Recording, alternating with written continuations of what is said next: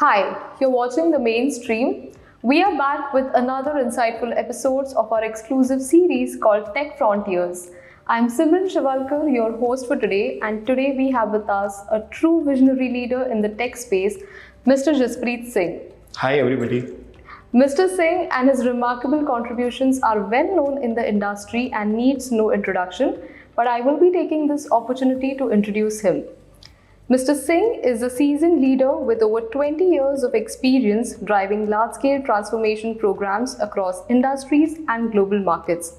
As the clients and market leader at Grant Thornton Bharat LLP, he specializes in digital strategy, workforce transformation, cybersecurity, and business resilience. He is one of the topmost names when it comes to digital transformation and cybersecurity in the country. With a proven track record across sectors like finance, healthcare, e-commerce, and manufacturing, he is known for his strategic insights and strong client relationships, also a skilled communicator representing organizations at executive briefings and industry events. I'm thrilled to hear his insights and know more about his journey. So without any further ado, let's begin. Mr. Singh, thank you once again for joining us today. Thanks Simran. Thanks to the Mainstream for having me here on such a coveted podcast. Let's see what is the value that I can bring to the table. Absolutely, and the pleasure is totally ours. But I would like to know about your journey. Like we said earlier, about 2 decades of a dynamic experience in the tech space. You work across different verticals and across different geographies as well. Can you tell us a bit about your journey? So yeah, I think it's about 20 years, 21 to be precise, when I passed out from my MBA from Pune and entered into the tech world. The tech world then was just had gone through the entire Y2K journey, and it was the era of e-commerce booming in India, right? And not only in India, it was a global phenomena, right? Every company worth its salt actually put a .com in their domains, right? So that they could get the benefit of the .com era, followed by what everybody knows is 2006-07, the .com burst, where everything went south, to then the emergence of social media, to cloud, to GPS becoming a mainstream technology that everybody started using. And people would be interested in knowing that GPS as a technology was actually invented in 1957. But only early 2000s, when Google Maps, etc., started becoming mainstream applications, right? That the use of GPS as a technology was used to the best commercial effect. And then obviously late 2018-19 was when the metaverse, the metaverse came. Then came obviously 2022, 2023. AI, ChatGPT became household names. And yesterday only, we've all heard that China has announced a new AI model, and which is the most downloaded app on iPhone and Android both. So tech is a very, very interesting field. I don't remember who, but somebody said that the pace of technology changes every 8 to 10 years. Right? I think forget 8 to 10 years. Now the pace of technology is changing every 18 months. And as young professionals, as people who work in businesses, it is for them to understand how do they embrace this technology and apply it to their business needs. Absolutely, and rightly said. So I want to take a cue from, you pointed out that technology changes pace at every second. Now that we are living in a post-pandemic world, I'm sure you've seen workforce transformation evolved over the years. What is your view when it comes to workforce transformation and how organizations can foster this culture? So I think when you talk about workforce transformation, unfortunately, the only three things that organizations are today talking about are actually, do you work from home, do you work from office, or do you work hybrid, right? Workforce transformation is not digitalizing your application, it's digitizing the way you work, right? It's building complex workflows which could earlier take days to achieve, can now be done in seconds. For example, for an organization which is B2C, right, and they serve the consumer market, invoice approval process could probably take 3 to 4 days. Now, through a workflow transformation using technology, it can actually be done in less than 1 second.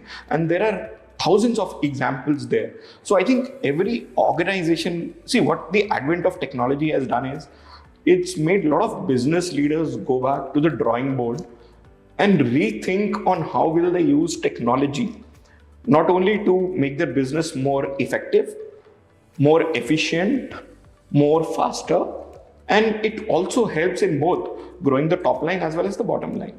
Rightly said so, Mr. Singh. And along the lines, because you also highlight on digital transformation a lot, it's been observed that organizations often show resistance when it comes to adopting trends and having this shift when we talk about digital transformation. How do you foresee that, and what changes can an organization make when it comes to embracing this innovation? See, I think we need to go back to the basics of human nature, right? And when I say human nature, we are always resistant to change. And the other problem is it's a buzzword that everybody's picked up, right? I'll give you an example. In between 2013, 2016, a lot of board meetings that we went to, they would say, Jaspreet, we don't want to move to cloud. Obviously, because they did not know what they don't know, right? They had a fear of unknown, saying my data will be stolen, I will lose control over my data, etc., etc. Fast forward that to 2018-19, a lot of board meetings we went to, and they said, Jaspreet, what will it take for us to move to the cloud, right? And I used to ask a lot of these business leaders, saying, number one, do you understand cloud? And number two, are you going to the cloud because you genuinely feel there's a business need, or just because your closest competitor has just announced on any social media that they have implemented a cloud platform, right? So is it that you want to belong in that race, or do you actually have a use case? And that's, I think, my first piece where, from a digital transformation perspective, you need to understand your core business. You need to go back to the drawing board, actually draw a flowchart, right? A flowchart where you can say, this is how my business looks like, and superimpose this with technology and say, post digital transformation, this is what it will look like.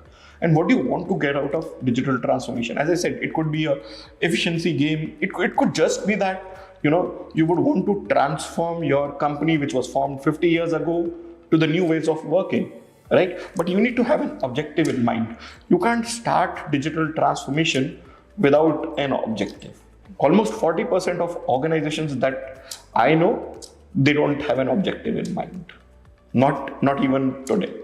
It's just that they've heard this word in a conference. You go to any conference, right? If you don't use the word AI, cloud, digital, the conference is not complete. Absolutely, and rightly said so, because AI, cloud, all the emerging technologies and words like digital transformation are now taking the world by storm. We are using it without understanding the context. Mr. Singh, I think we all can agree that words like AI, digital transformation, even cyber security have become like buzzwords, even for organizations. But taking cue from that, do you think there is a challenge or a common challenge working across different geographies? Do you think it could be psychological, or it could be an overall generic shift? Have you observed that? So I think I would probably want to divide this into two pieces. I think if you look at the challenges that every organization is facing, whether you pick up a developed country like a US or the entire EU region or India, I think the challenges there would be quite common in terms of implementation of digital technologies. It's just that the rate of adoption of some of those technologies would be probably slightly higher in some of the Western countries, right? Because if you look at Western countries, there were a lot of people, even before COVID taught us, right? There were a lot of people who were used to working from home. They had a lot of digital or digitized assets available to facilitate all of this, right? We were, till about March 2020, I don't think so work from home for a lot of Indians ever existed as a concept, right? One or two industries, yes, maybe. Second issue, I think, which is common across all geographies, is change management, right? If you look at who are the biggest drivers of digital transformation, you will see that though a lot of people think that the new age e-com companies or tech companies are adopters of digital transformation, but you actually have to go and look at the PSUs and the role those PSUs, large financial services institutions.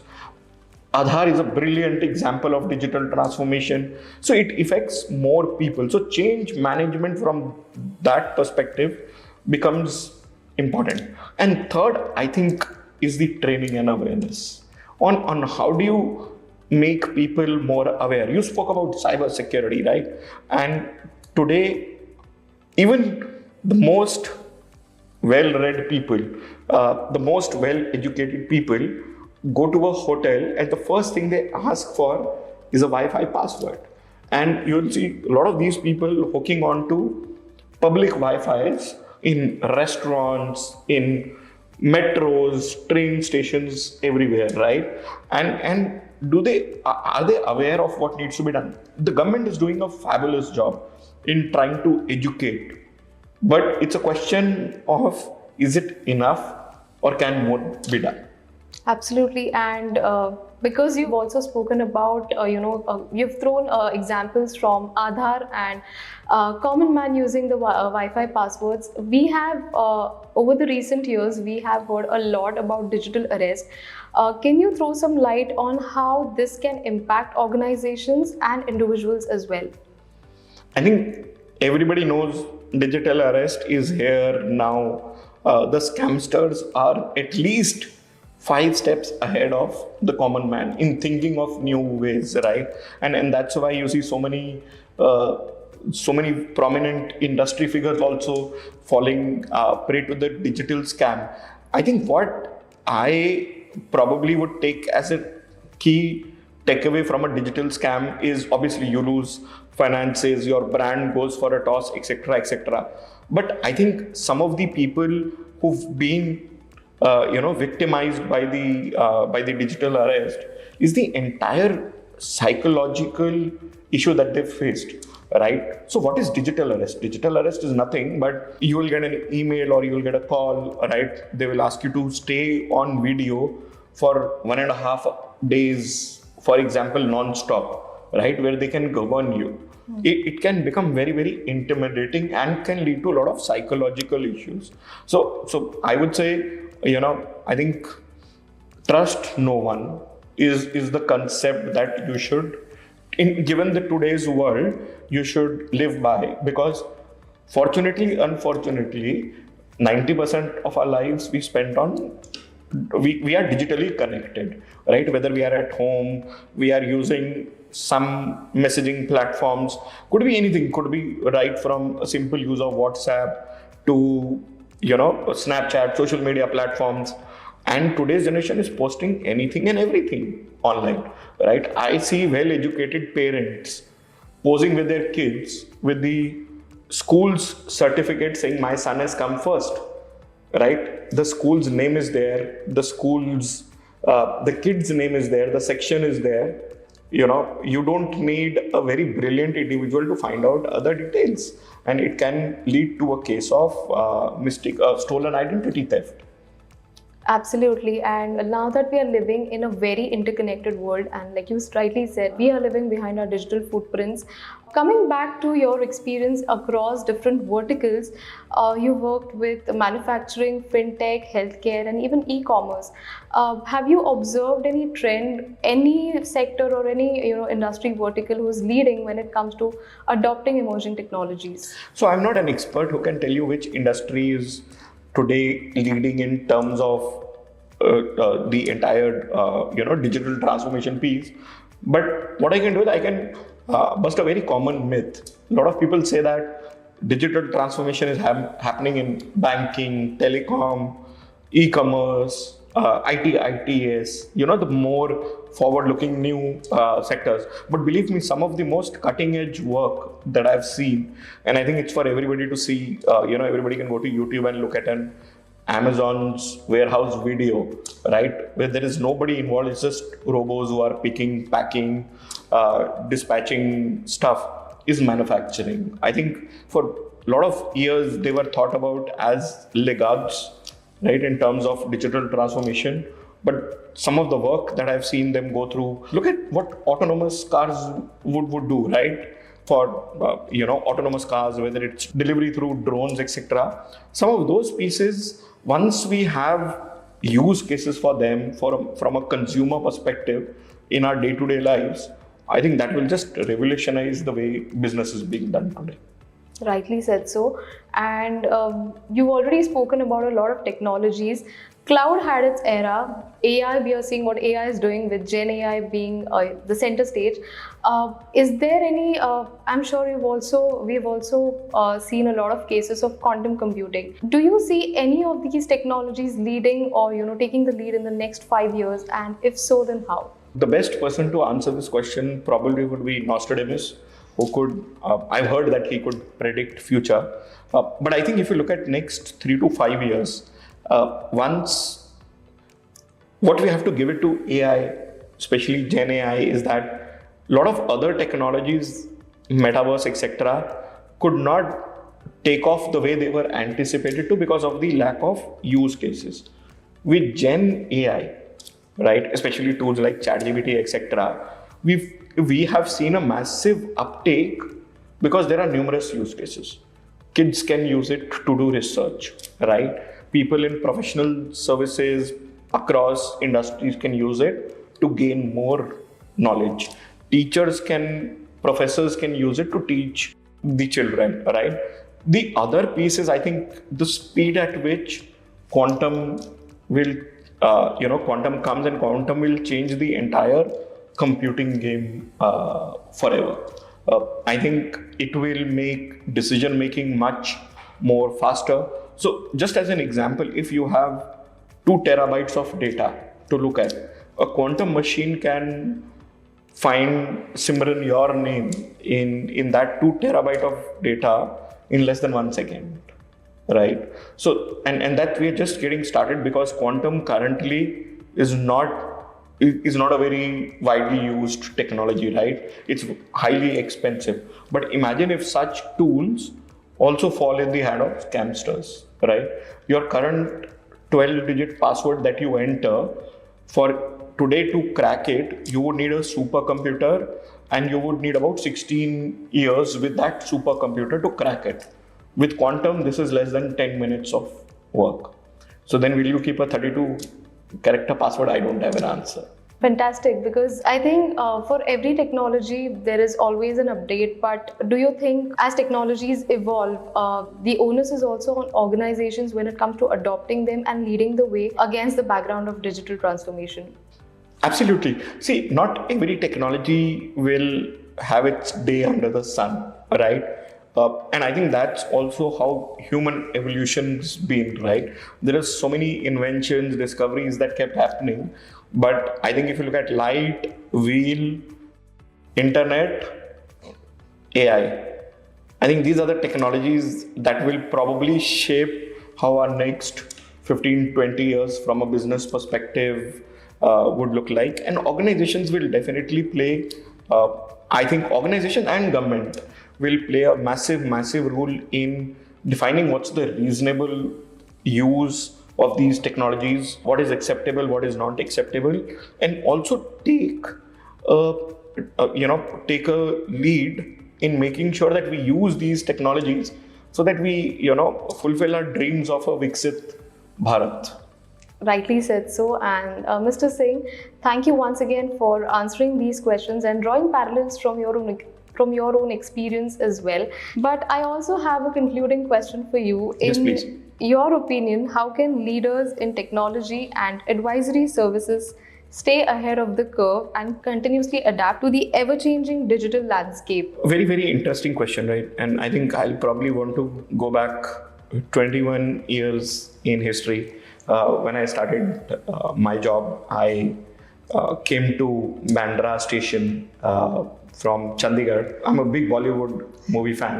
I looked at the clock there, was one of those moments saying, I only have 10 rupees in my pocket. It was nothing like that. I'm just making it up. But day zero, walk into my office, my boss, who was a manager then, he gave me one piece of advice. He said, if you're gonna strive or even survive in any industry today, what you can do minimum is invest in yourself. And when you say invest in yourself, is invest in upskilling yourself, right? And then we spoke about the journey of technology, right? You can't be a master of all technologies, but what you can at least do is try and understand what that technology means and what it can do to your business. So I would, if there is one thing that I would probably want to tell everybody is read. There is no other mantra for success. Absolutely. I think even when it comes to technology and any other vertical otherwise, I think that's the right advice that we could all have takeaways from. But Mr. Singh, this conversation has been very insightful and inspirational as well. Before we wrap up, I also have a small rapid fire plan for you. Oh. Are you ready? Yeah, absolutely. Great. What's a personal habit or routine that you swear by to stay productive during a busy week? I think for a lot of people, the week starts on Monday morning, 8 o'clock. For me, my week starts on Sunday evening, 7:38, when I spend about an hour writing my what's urgent, what's important that needs to be done in the entire week. Otherwise, what happens is on Monday or Tuesday, then you're always playing catch up and reacting to what's happening around you. So I write a lot and I like to believe that I complete about 75 to 80% of my to-dos that I set out on Sunday evening. Fantastic. So you've always prepared for the week. 80%, but man makes plan and God disposes. But yes, I would like to believe that. Great. And any book or a podcast that you've come across recently and has had an impact on you? I read a book a week, but it's a mix of fiction and a lot of books on technology. I would probably want to name two books. One book is called Where Will Technology Take Us? It's been written a human as the center and saying, where is technology taking us? Is it taking us to the end of the world, or is it taking us to a better future? So I would recommend everybody to read that book. And the second book is Everything is Negotiable. It says that whether it's your personal life or a professional meeting, whenever you are in a situation, you will always have 3-4 choices. What do you bring to the table? What do you take away from the table? It's very, very important, even before you enter that room, that you know this. So these are the two books that I swear by. Thank you for sharing them with us. And nextly, post-pandemic, what's one surprising trend in workforce transformation that made you say, whoa, this is not something that I saw coming? I think probably in the last 15 odd minutes, I think I would have mentioned that once. I don't think so. I knew work from home could become a reality for so many of us. If you look at work from home for people who are well-to-do, they can manage that, right? But, and this is what I read in one of the magazines. Look at somebody who's a call center executive. For example, he lives in a shared apartment with 3 people. For him, going to office means access to better infrastructure. Privacy is office, right? When you're sharing a room with 3 people, you may not have the best privacy. So I don't know why I don't identify with this work from home culture. So it's a straight no-no for you. Absolutely. All right. And what's one trend in technology that you would love to see go away in the next 5 years? I think the way people have taken to social media and posting everything about their lives, leaving behind such a big digital footprint, I wish people become more aware on what to post and what not to post. Rightly said. And lastly, if you could go back and give your 20-year-old self one piece of advice, what would it be? I would have invested in a few technology stocks, but that's on a lighter side. I think, if I were to go back 20 years, if I look on the scale, I was tilted towards understanding more of technology and less of business. I think maybe there I could have done a better job and understood more business, because ultimately it's the business for which technology is an enabler. Unfortunately, a lot of people like me who start their careers in technology, they make technology the main thing, right? Whereas it's the business that is being supported by technology. Absolutely. And with that, Mr. Singh, this chat has been very incredibly insightful and lovely. Thank you, Simran. The pleasure is totally mine, and I look forward to having more such conversations with you. Thank you. Thank you once again.